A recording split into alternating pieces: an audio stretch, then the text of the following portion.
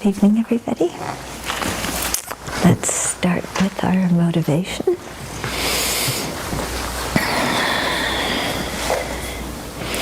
And just check up for a moment. Why are you here? What was your down-to-earth, real motivation for being here this evening?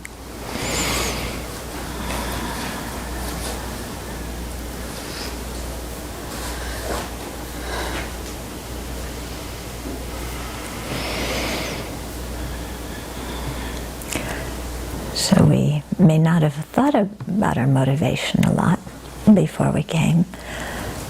And now when we sit and check, it might be something like, well, it's Thursday evening at, such and such a time, so this is what I do. And that may be our basic motivation for being here. So whatever our motivation is, we can enlarge it, expand it, build upon it. And I think it's helpful when doing that to really recognize the opportunity we have. And to think of what we did in previous lives to create the cause for being here at this moment. Because it's not that what we experience in our life is just random and just chance. Everything arises due to its specific causes and conditions. So in previous lives we created the causes to be here through some kind of virtuous actions we did. And then this life, some conditions came about that helped that karma ripen. And we find ourselves here. And since our motivation is the primary factor that will determine the result of what we're about to do now, as well as the strength of the karma we create, then it's good to really enlarge our motivation and think in the long term, attaining enlightenment for the benefit of all beings,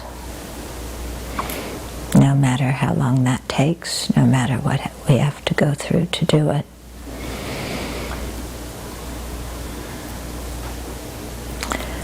And thus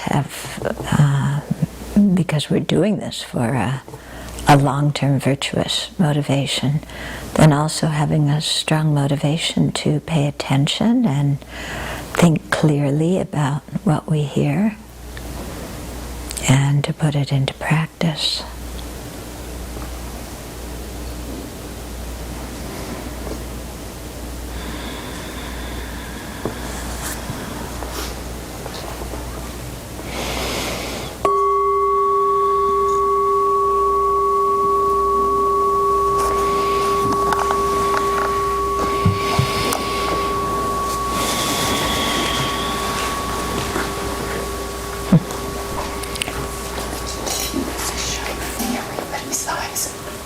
Okay.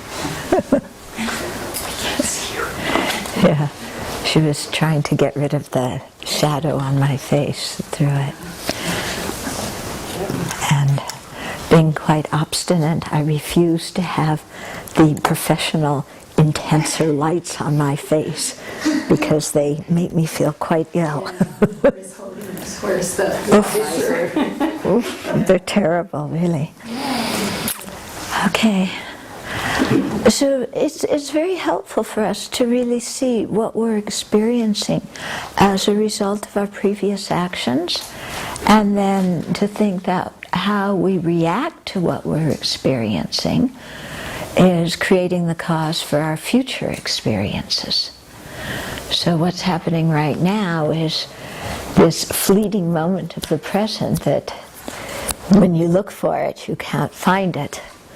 But it is still there right between the past and the future.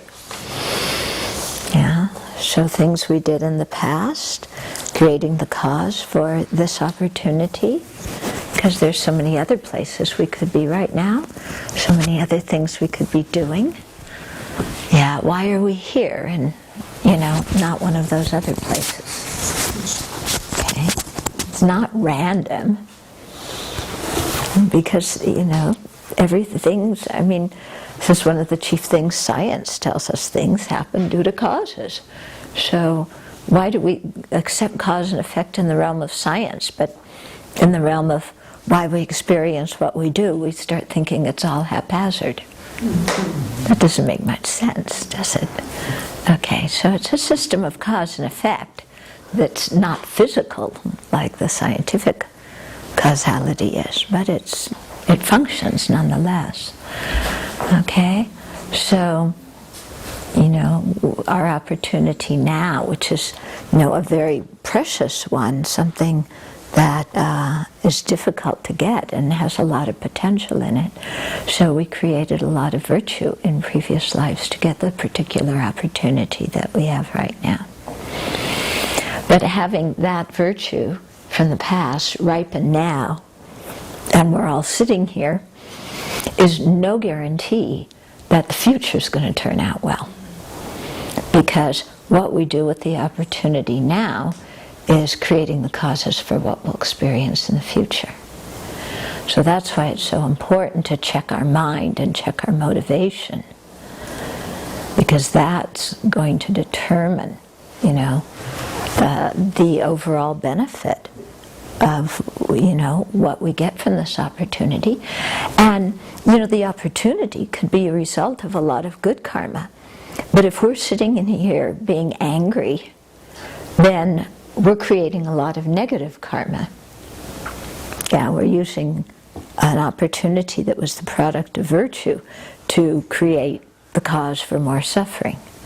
Okay, so that's why it's so important to really check our motivation all the time. And we have to check our motivation by what our thought is going into the situation.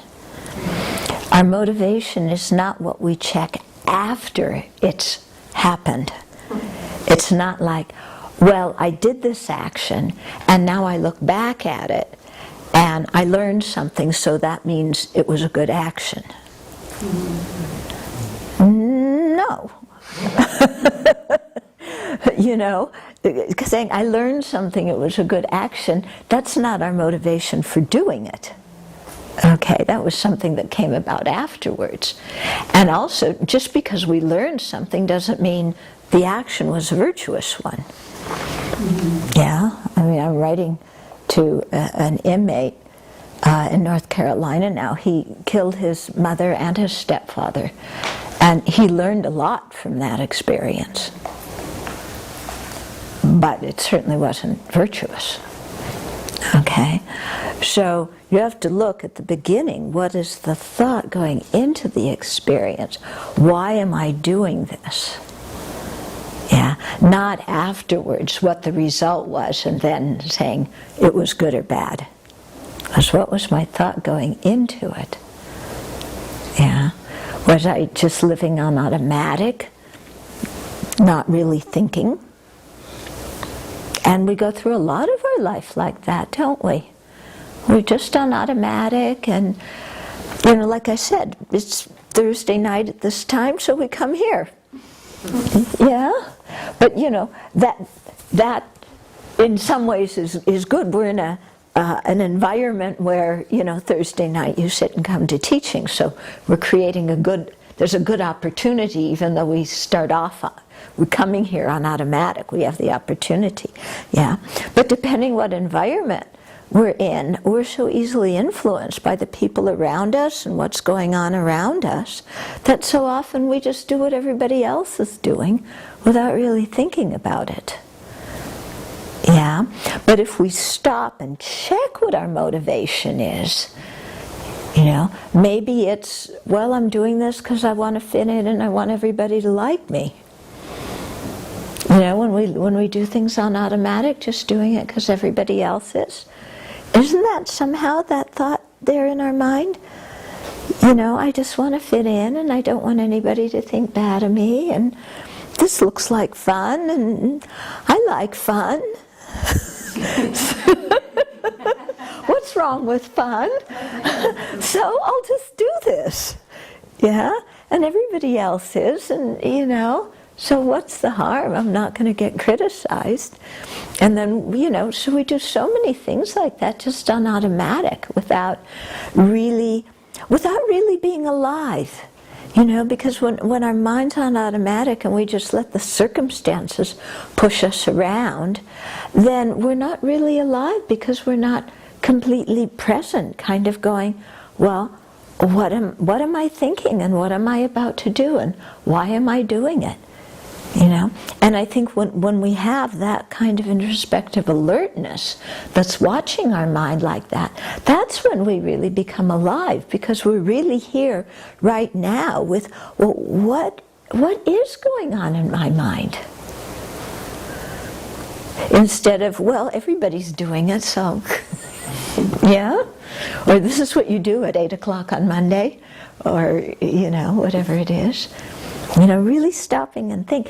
Even if it is what you do, at 8 o'clock on Monday or at 7 o'clock on Thursday, and there's the tendency just to do it, to even stop before we do it and deliberately create a good motivation. And actually, before we create a good motivation, we should see if the situation we're going into is actually something that's good for us. Yeah, because how often do we just operate on automatic and we wind up in a situation and we're going, oh, yeah, how did I get myself in this mess? And it was because we never stopped to think, why am I doing what I'm doing? We're just kind of going, well, this is the non-virtuous meaning of going with the flow. There's a virtuous meaning of going with the flow. Yeah, but there's also a non-virtuous, I'll go with the flow. Oh. Yeah, and then downstream we go, oh, where am I? Yikes.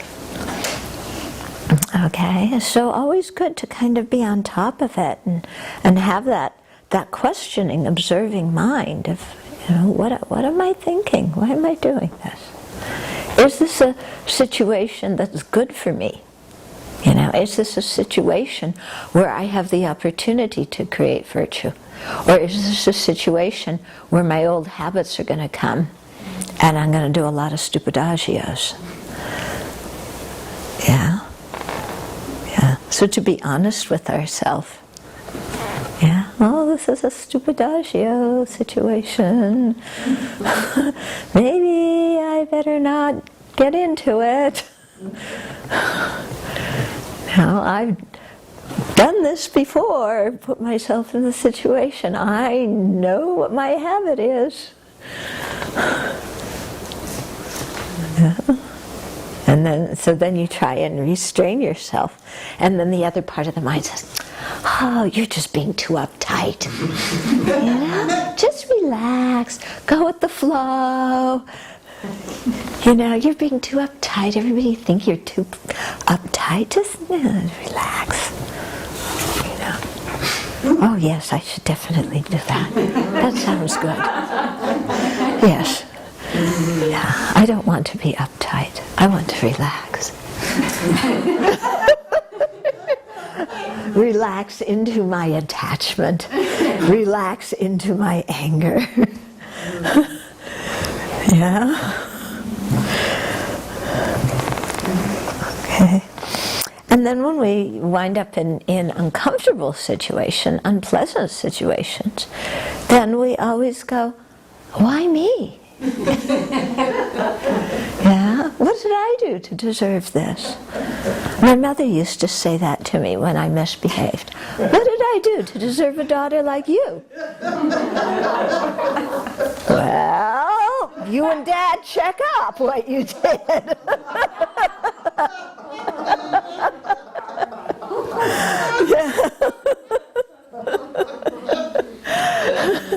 Yeah, that's it, yeah. Did you say that, Ramachandra? No, of course not.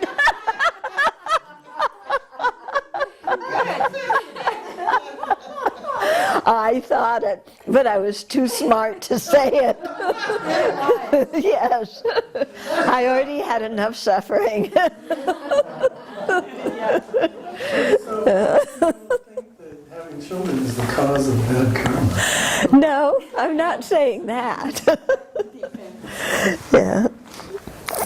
But, It might be, but okay, so we start. We have some questions. John wrote some questions that I thought I'd start with.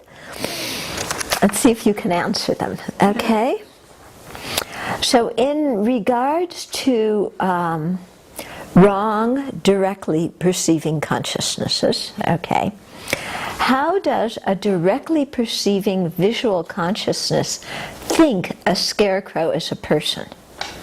Doesn't the direct perception only see the color and shape? If a consciousness thinks, isn't it conceptual?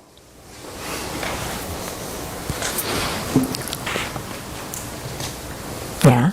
So if it's a thinking consciousness, is it a direct perceiver or a conceptual consciousness? conceptual. It's conceptual consciousness. In the case of a visual consciousness mistaking a scarecrow for a person, or a person for a scarecrow, yeah, that's the visual consciousness isn't thinking. Right, it's not Just the appearance. Yeah. It's just sneaks. Yeah, it's just the process of identifying what it's seeing. Yeah. If I said last week it thinks, I shouldn't have said that. I should have said it sees. Okay, I don't know if I said that or not, but The visual consciousness isn't the one that identifies the object, right? no, the visual consciousness knows what it's seeing. Like You it know, knows if it's it a knows. scarecrow. Yeah, it would know it's a scarecrow. But this is actually an interesting question because technically speaking, according to Dharmakirti, the visual consciousness only sees color and shape. Right. Yeah. But then it sounds kind of funny to say, well, I don't see the lamp. We don't see the lamp. Yeah. It isn't my visual consciousness seeing the lamp. That would sound pretty strange, wouldn't it? Yeah. So they say we see the objects, even though what we're seeing is the color and shape of those objects. And the visual consciousness, if it's something that's familiar with, it can identify it. It doesn't necessarily give it the label. The visual consciousness doesn't say, oh, that's a lamp.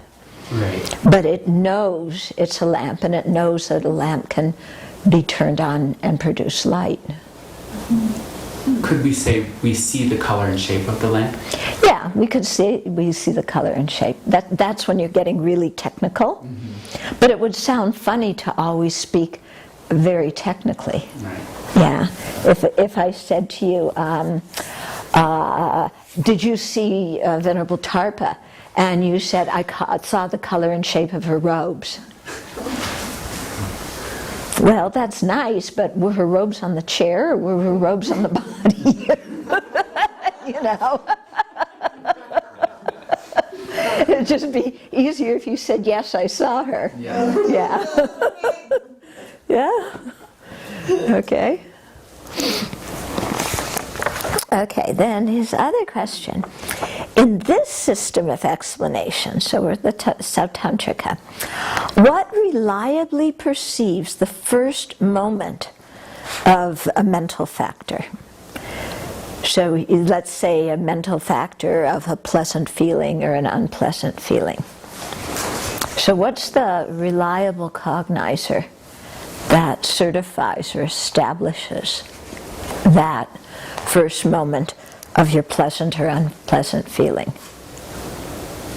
Is it the subtle It's the direct perceiver first. Mental direct perceiver.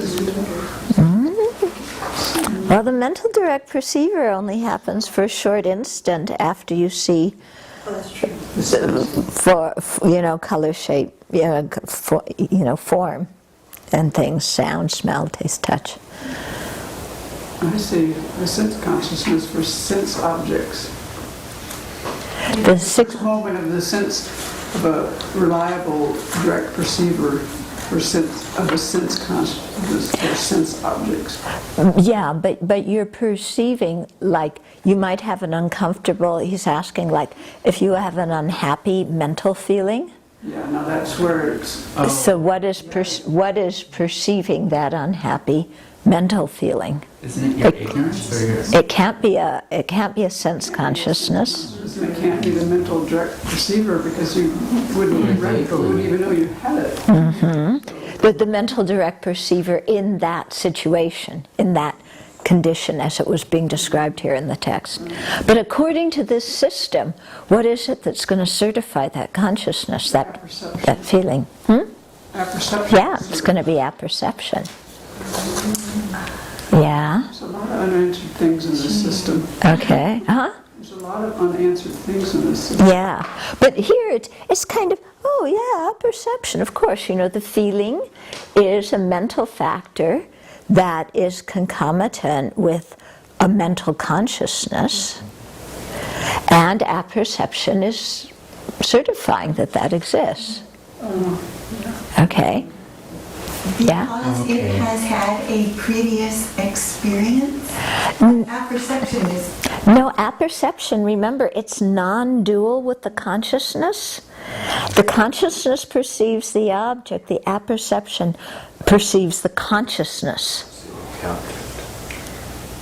The consciousness perceiving the object. Yeah, it perceives the consciousness that's perceiving the At object. the very moment that the object is perceiving, Right, perceived, the apperception is perceiving the mind right, that is perceiving that object. right. Yeah, it's non-dual with that consciousness. But what doesn't make sense to me is when you get to this realization of selflessness, which you've explained in different ways, but they've never really said what is the yogic direct perception of. Yeah. Just the aggregates. Yeah, well, the yogic direct perception knows selflessness, Right. but what is appearing to that consciousness is the aggregates. knows selflessness, but it doesn't directly perceive it. Right, it implicitly knows it, according to this It system. implicitly knows it, but it's still considered a yogic direct perceiver. Right. And it's having serenity at that moment on the aggregates, No, on selflessness. but it's not seeing selflessness, it's seeing the aggregates. No, no, the aggregates are appearing, but it's knowing selflessness. It's knowing selflessness. The object is selflessness. Yeah, but it knows selflessness indirectly by having the aggregates appear and knowing the aggregates are impermanent and so forth. Okay. Now, going back to the previous question, about your happy feeling or unhappy feeling. So it's kind of, apperception, yeah, okay, it perceives it. Well, the Prasangikas don't accept apperception. So according to the Prasangikas, what mind is going to know that? What's left? Remember when we said the mental direct perceiver in that occasion, it was referring to a particular thing. It didn't include all mental direct perceivers. So when you're perceiving a feeling, it could just be another kind of mental direct perceiver. But according to Prasangikas, it's one moment of mind perceiving a previous moment of mind, because they very much stress that a mind, that's one of the reasons they reject apperception, is a mind cannot see itself in the same way that a knife can't cut itself and an athlete can't sit on his own shoulders and these kinds of things. Okay? So those were John's two questions. Yeah? Going back on the first one, this way that the sense perception knows without thinking. So it doesn't think, but it knows. Yeah. So you can know without any kind of conceptual thinking. Right. Is that Right. Well, when you see a color, you know what the color is. Yeah, I mean, if you're going to say that I mean, it's true that conceptual starts very soon after that, but we have to give our senses some kind of valid, cognition. Otherwise, You couldn't see. So they have their own kind of knowing. Yeah. It's just different. They perceive things, they know things. Yeah. They know color and shape, they know sound, they know smell. Yeah, well, when you taste the chocolate chip cookies, you're not going to tell me it's your mental consciousness that is tasting the chocolate chip cookies. No, it's your gustatory consciousness. It knows that. It's tasting that. It realizes its object. And if it's had chocolate before, it can know it's chocolate. It doesn't say, "Oh, this is chocolate," because once you get into language, you're getting into conception. Yeah. But it can differentiate. It can discern the difference between chocolate chip cookies and grapefruit. Just like discerning the difference between white and black. Yeah. Green, Yeah. blue. Right. Right. It can tell the difference and know what things are. Okay. Seems to me like, I don't know why, but an example that I think kind of works for me for that, I think sight is so quick that it's harder. But if you think of like a big sonic boom where your body just gets that shock, you hear it and your body gets that shock, it seems like that's an experience that doesn't have any thought. Yeah. Still know it as a Yeah, but like vision is just so much there all the time. For me, it's harder to make that. Yeah. Yeah. Okay. So last time we were talking about the three conditions for a consciousness: the observed object condition, and the uncommon empowering condition, and the immediately preceding condition. Okay, so these have to do with, these three conditions have to do with sense consciousnesses. Okay, for conception, there's no objective condition because the object is not casting its aspect on the consciousness, because what's appearing to the conceptual consciousness is a conceptual appearance.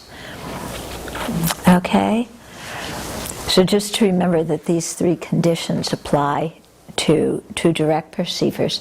The immediately preceding condition, again, is the moment of clarity and awareness of any of your consciousnesses. So that allows, you have an object, then you have your uncommon dominant condition or uncommon empowering condition that makes, that is able to connect the object and make the consciousness arise. Yeah, so you have those two, and then, so what makes it a conscious experience is a previous moment of mind. Okay? And then your uncommon empowering condition, okay? That is that which principally and directly produces that consciousness as operating in its own sphere, okay? So the eye organ is the uncommon empowering condition for visual consciousness and so forth for the other organs. And remember when we were talking about yogic direct perceivers, their uncommon empowering condition was the union of serenity and insight. Yeah, so you can see that makes it quite a special consciousness. Yeah. Okay. Now, there's this very interesting thing called facsimile direct perceivers. And when you look at the facsimile direct perceivers, most of them are conceptions, different kinds of conceptual consciousnesses, all except one are. But it's interesting that they call them facsimile direct perceivers, because to me, anyway, what that term is emphasizing is we so often get confused between what is a direct perceiver and what is a conception. And we so often believe that conceptions are direct perceivers, so that's why it's called a facsimile direct perceiver. Okay, that's my take on it, okay? So, the first kind of facsimile, you know, it's mentioned on page 3 in the middle in our text. It says, also with respect to briefly explaining the presentation of facsimiles of direct perceivers, D. Naga's Compendium on Prime Cognition says, mistaken consciousness, conventional consciousness, inference, memory, conception arisen from inference, memory and wishing conception are facsimiles of direct perceivers along with dimness of sight.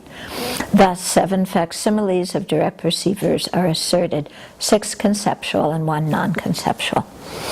Okay, so the first one is a mistaken conception. Okay, so this is the thought that there are weapons of mass destruction in Iraq. Okay? They always use the conception apprehending sound to be permanent. But that one doesn't do anything for us. Like, who would think that? Well, there are people who think that. But we started a war based on a wrong conception. Yeah.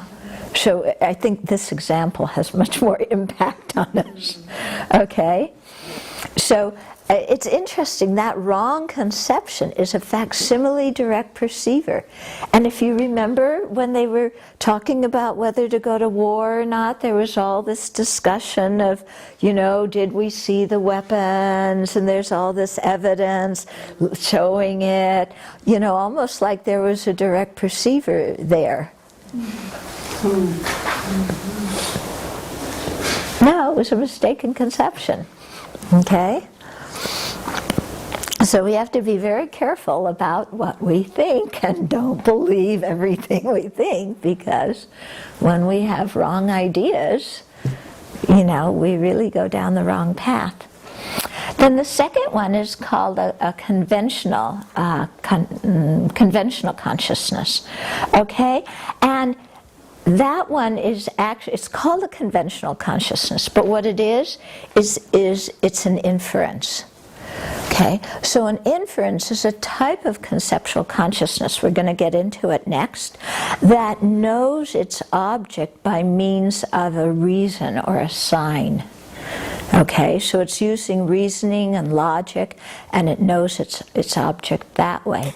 So inferences are always valid. They're always, you know, they always perceive their object correctly. Yeah, but they aren't necessarily prime cognizers, because you could have the second moment of one. Okay? Then the third one is an inferential conception, and even though this one's called an inferential conception, it's not the actual inference, it's the mind that is apprehending the sign, that a mind apprehending the 3 criteria, we should say, or the 3 modes that make an inference valid. Okay? So they always use, I'll use the usual example. Yeah? Sound is impermanent because it's a product. Okay? So sound is your subject, is impermanent as your predicate. Yeah, sound is impermanent as your thesis, and then because it's a product is your sign or your reason. So this one that's called an inferential consciousness, it knows there's 3 criteria. First of all, that the subject agrees with the reason.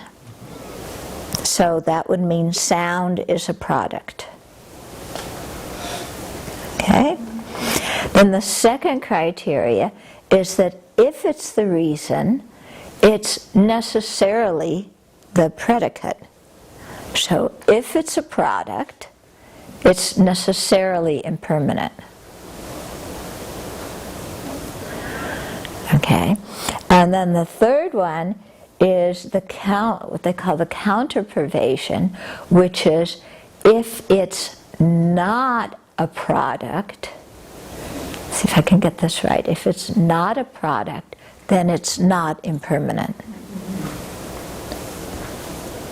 Or is it, if it's not impermanent, it's not a product? One of those two. The first one sounds more correct. Yeah? Because I don't know why. We'll come to it when we come to inference. Okay. Okay. Why? But okay, so this inferential consciousness, it knows those three modes, and it's about to realize the inference. Okay, so when you have an inference, you don't just hear that sentence, that syllogism, and you get it. You have to verify. You have to know that the subject you're talking about, it agrees with the predicate. That the predicate pertains to the subject, but not the predicate, the reason. That the reason pertains to the subject, and you have to know if it's the reason, it's going to be the predicate. Yeah. If you know those two, that's sufficient, because the other one, is kind of redundant. It follows naturally. But those two are the important ones. Okay? So you have to know those things first before you actually realize the inference. So here, as a facsimile direct perceiver, what they call a conventional consciousness is the actual inference, and what they call an inferential consciousness is the one that knows these three criteria. Okay? Then the fourth kind of facsimile direct perceiver is a conceptual mind arising from inference. So it's a memory induced by an inference. Oh yeah, I remember now. Sound is impermanent. Yeah. And then the fifth one is memory. So memory is a conceptual consciousness. Okay. That's interesting, isn't it? Because often when we have a memory, we relate to it as if we were having a direct perceiver. Yeah? When you're sitting in your meditation and you think of somebody who hurt your feelings, yeah? And you start feeling hurt all over again, and then you start getting angry at that person who hurt your feelings. It feels like it's happening right then and there, doesn't it? Yeah, your mind is kind of confused. Of course, if somebody said to you, "Is it happening now?" you would go, "No." But otherwise, while that's going on, our mind is like almost, "Oh yeah, this is a direct perceiver. I can hear them say those words. I can, I'm responding the same way with my feelings." Yeah. So it's just a memory. Yeah, it's not happening now. And as we all know, our memories are quite unreliable, aren't they? Yeah. And then a wishing consciousness is also a facsimile direct perceiver. When you're sitting there daydreaming about, what you're going to do when the retreat's over, or what you're going to eat when the session is over, or what you're going to do on the break time, all that's conceptual consciousness. It's not direct perceiver. It also is not happening now. Okay, so those six are all conceptual consciousnesses that are facsimile direct perceivers, and then the one that is actually a direct perceiver is like dimness of sight. Okay, so it's a situation where let's say you have bad eyesight or something, and so you can't see clearly. So that's a facsimile. Okay. Okay, dimness of sight. Would there not be something for the other senses? Like Yeah, you would think that there would be something like dimness of hearing. or ringing in the ears, maybe? Yeah, it's, something that's preventing you from hearing properly. Yeah. Some kind of condition that, that's preventing you from, like when your hearing starts going off. Yeah. So what would it be for taste, though? For what? For taste? When you can't taste things so well. Maybe you burn your tongue. Yeah, and then you can't taste stuff so well. Huh? When you take certain antibiotics, sometimes everything tastes like 10 for a little bit. Uh-huh. Yeah. The old people can't smell or taste much at all. Right. Really old. Yeah. But if everything tastes like tin, that's going to be a wrong consciousness. Yeah. Dim, not clear. Huh? Dimness of sight, it says. That's confusing to me because, if sight is just you're perceiving color and shape, even when it's dim, you're still perceiving color and shape. Yeah. But I think it's they gave the example here. Yeah. Okay. Well, cataracts, what they mean by cataracts, I now have the correct term. Vitreous floaters. Yeah, nobody knew the term vitreous floaters, so everybody said cataracts for when you can't see, but it's actually vitreous floaters. When there's like little hairs, you see little hairs, okay? So they use that as an example of dimness of sight. Yeah. Okay, so now let's go into inference. Okay, so we'll read the definition and then we'll dissect it. A determinative knower. What kind of word is that? Determinative. Determinative.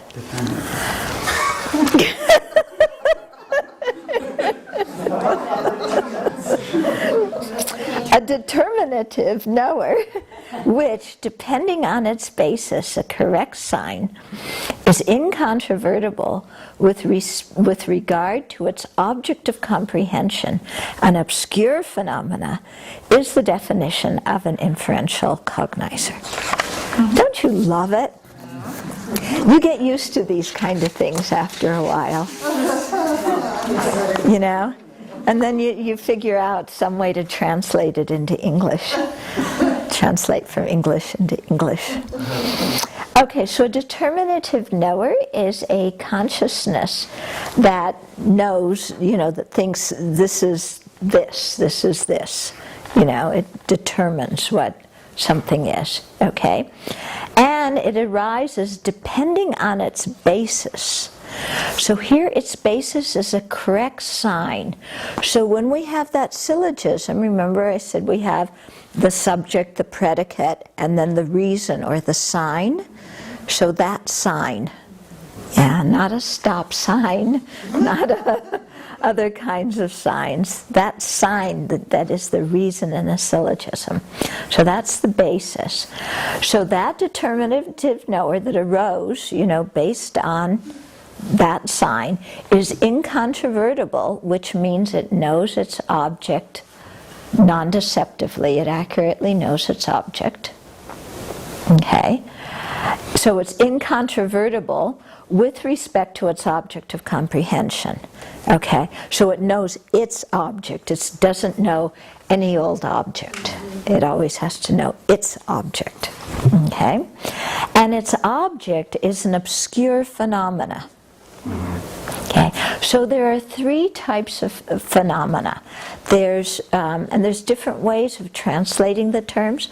The first one is evident or manifest phenomena. The second one is slightly obscure phenomena, or sometimes slightly hidden phenomena. The third is very obscure or very hidden phenomena. So this one's the the last one, the very obscure phenomena. So there are, an evident phenomena is something that we know that is directly perceivable by an ordinary being. Okay? The cup, the lamp, the camera, okay? All these are evident phenomena. We can all just know them directly through our senses. So this includes colors, sounds, odors, tastes, tactile objects that our senses are capable of perceiving. So, for example, when one of the kitties sees something, you know how you can tell when the kitty is seeing something we can't? That whatever the kitty's seeing is an evident or manifest object to the kitty, but not to us. Okay, so what determines if it's regular, if it's evident or manifest, is, you know, who's perceiving it, and what the condition is. Okay, like normally. Normally we would say smoke is an evident object, but if the smoke were in a fire that is on the other side of the mountain, and I can't see the smoke and I can't see the fire, then it's no longer an evident object for me. So to Buddha, all objects are evident? Yeah. Okay, and so it's external objects like that, and it's internal objects, yeah, that again are evident, such as feelings of happiness, pain, you know, hopes and desires and things that are perceived by the mental consciousness. Yeah, so things that we know directly, we don't need to use any reasoning to know these objects. Okay, so evident or manifest phenomena is known, you know, pretty much by direct perception. Okay, then slightly obscure phenomena are things where ordinary beings, to initially know these things, need to use reasoning. Okay, so they can't be perceived directly by the senses. So examples are, for example, like subtle impermanence. Yeah. So initially to know subtle impermanence, we have to use reasoning. Yeah. When you have yogic direct perception, then you know subtle impermanence directly. But you had to initially know it through reasoning before you can get to that direct perception. And it's the same with emptiness. Okay? Emptiness we can know through reasoning, or we have to use reasoning to know. We can't just sit down and say emptiness and there it is, you know. But after we know it through inference and we're familiar with that, then we can meditate on it more and more and break through the conceptual appearance and have direct perception of emptiness. Yeah? So what is non-subtle? Oh, non-subtle impermanence is somebody dying or a cup breaking. Gross. Yeah, gross impermanence is what, you know, we see all the time. Oh. You spill spaghetti sauce on yourself. Yeah. Gee, Okay. that's a stupid question. Yeah. His Holiness always, you know, takes care to relate gross and subtle impermanence, because gross impermanence, you know, we can tell with our senses. Yeah. But he says that gross impermanence couldn't occur unless subtle impermanence existed. Yeah. So it's not that something arises, it remains completely unchanged for a while, and then a new cause comes that makes it change. But rather, something is arising and changing at the very same time. And so it's only because of subtle impermanence that then, after a while, we see gross impermanence. Okay? So he says, like when the sun rises in the east, you know, it's subtle impermanence that makes it go across the sky. and then it sets. But we don't kind of notice its moment by moment progression through the sky. We just focus on the sunrise and the sunset, which are quite gross. Okay? So similarly, with birth and death, those are gross impermanence. But, we don't go from birth until death unless there's, change moment by moment by moment by moment. Okay? And that kind of change is irreversible.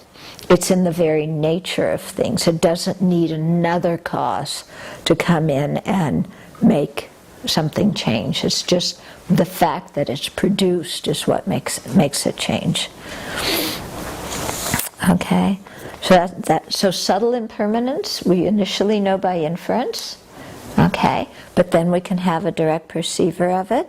So the argument would be like, sound is impermanent because it's a product of causes. Or try this one, I am impermanent because I'm a product of causes. That brings a whole different feeling to your meditation. I am impermanent because I'm a product of causes.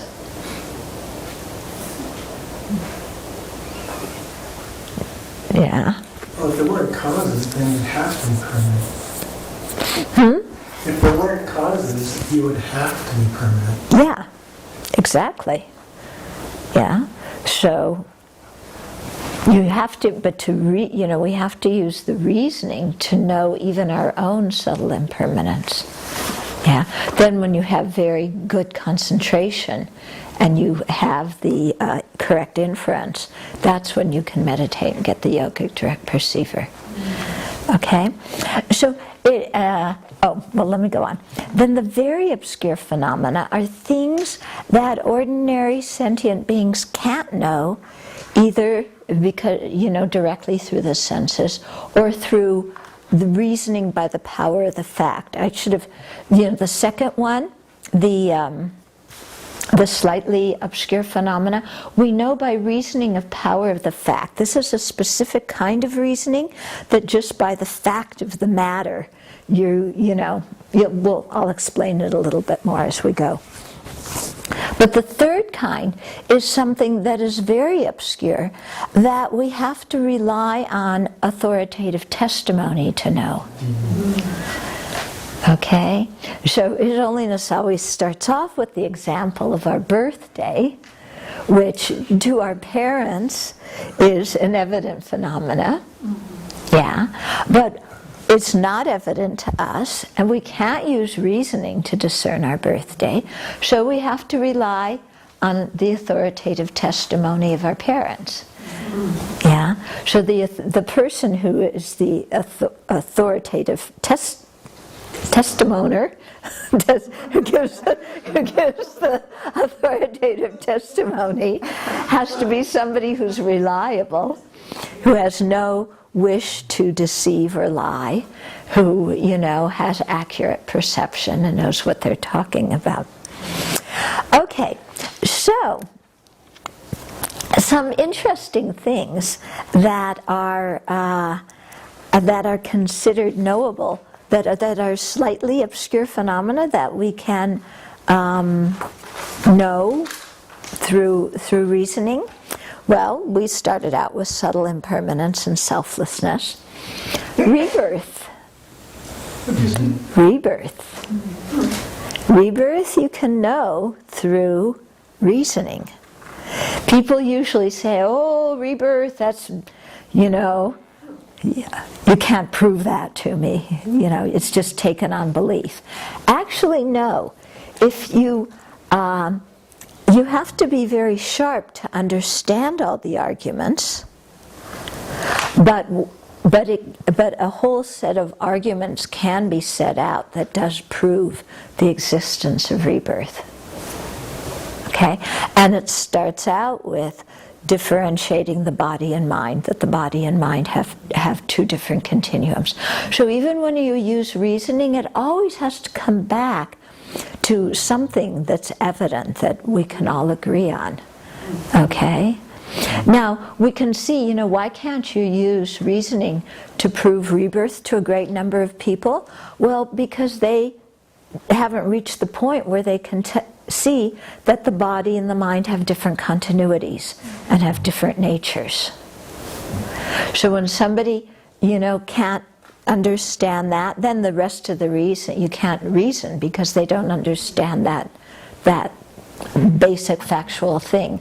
So here's where I think we come back to our own experience of, you just sit with your own experience and, you watch the mind cognize things, and you watch the mind do things, and, and you say, is all this mental process, is that something that is physical, made of atoms and molecules? Yeah. Well, if it were physical, you should be able to see all your mental processes, which you can't. You can see brain correlates to mental processes, but brain correlates in your brain are not the processes themselves. Okay? There may be a certain part of your brain that's, blipping when you have love, but that blipping in your brain is not the experience of love. Yeah, because when you sit quietly and you feel love, or you feel compassion, or you feel angry, yeah, is that experience made of atoms and molecules that you can see and touch and feel? No, it's a cognitive experience. So there may be a physical correlate, but the correlate and the experience are different. So once you're able to establish that, then you can use reasoning to prove rebirth, because you show that the consciousness is an impermanent phenomena. Okay, so something that's impermanent arises due to causes and conditions.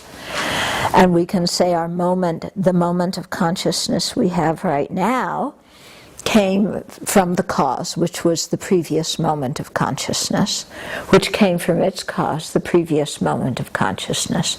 So you can trace the continuity of consciousness back, and we know we had a continuity of consciousness when we were 1 year old, even though we can't remember being 1 year old. Okay? So memory is not the proving factor here. Yeah, because we can know we can look at babies, and yeah, babies have consciousnesses. I must have had a consciousness when I was a baby. Yeah, and then you trace it back into the womb, one moment of mind coming from the previous moment of mind. And of course the way the mind is in the womb is very different than the mind is when you're an adult. Because when you're an adult, you've had an education, you know language and reasoning, you've had a whole lot of other stuff going on. Yeah, when you're a baby, you haven't had all that education. You haven't learned all these things. You don't have as many conceptual consciousnesses, but you still have mind. You still have consciousness. And so in the womb too, again, the child in the womb, the mind is still the nature of clarity and awareness, even though it's very different than our adult mind. And then you just keep going back and back, and you get to the moment of conception, or whenever it was that consciousness joined with the sperm and egg. Okay, so then you have to ask, well, then what was the cause of that consciousness? And all along, each moment of consciousness has come from a previous moment of consciousness. So when you get to the time of conception, then what are you going to posit as what caused that first moment of consciousness? Are you going to say the body? Because the body is material in nature. Consciousness is immaterial. Okay, they have two different natures. The body can be a supportive condition for the consciousness existing, yeah, but it can't be the actual cause. So, did your consciousness come from your parents' consciousness? In that case, they really did lose their mind when they had. Yeah. I still don't want my children to mind. Yeah. Yeah. Did the consciousness come from the stork? Yeah. Did the consciousness come from a permanent creator? An independent creator that is permanent? Well, something that's permanent cannot create. Sorry, folks, something that's permanent cannot create, because creation involves change. Okay. So what do you, up until that moment, it's always been a previous moment of consciousness.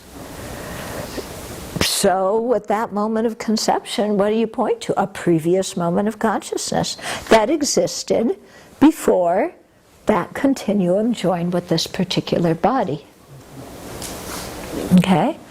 So you can use that kind of reasoning to prove rebirth. Yeah? And in the same way, you can, by using reasoning to understand emptiness, then you can also prove that omniscience is possible. This is a whole other argument, which I won't go into right now. But there's a number of these things that initially we feel, oh, this is just by belief or faith that I have to accept them. But actually, once our mind matures and gets ripe and we begin to understand things better, we see that actually some of these things can be understood through reasoning. Okay? Now, there's other things that are very obscure that can't be understood through reasoning. And so we have to rely on an authority. So aside from our birthday, okay, well, look, our whole relationship with science is very much this kind of reasoning, isn't it? The scientists did this experiment, they discovered this, and we accept their word for it as authorities. Yeah? It's like that, isn't it? What kind of? Huh? So what is that? That would be inference by power of authoritative testimony. Now, the scientists themselves may actually do things and see the results with their eyes. So that might be evident phenomena. Or they might use reasoning. For example, how do we know an atom?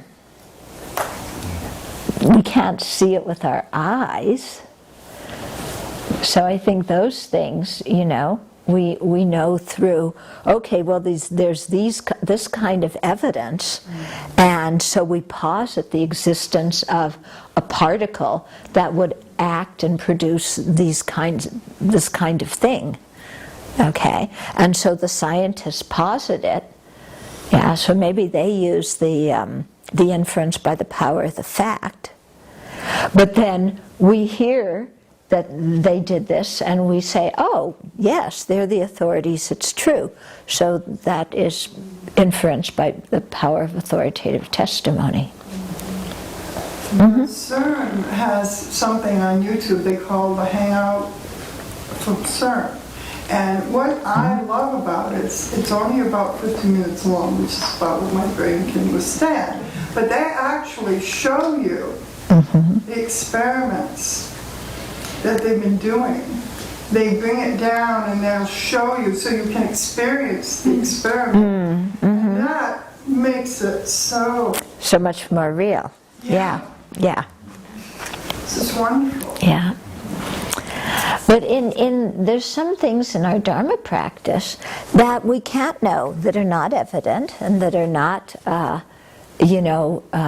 slightly obscure, but they're very obscure, and so we have to depend on scriptures or on what the Buddha said to understand those things.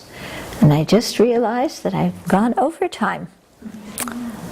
Can I ask a quick question? Okay. Can you prove to yourself the existence of the three jewels? Which one is that one? The existence of the three jewels, that would be chapter 24 in Nagarjuna's Karikas. And I think you can use inference of the power of the fact for that. It all hinges on establishing emptiness and on establishing emptiness. Emptiness is the meaning of dependent arising, and dependent arising is the meaning of emptiness. It hinges on that. Yeah.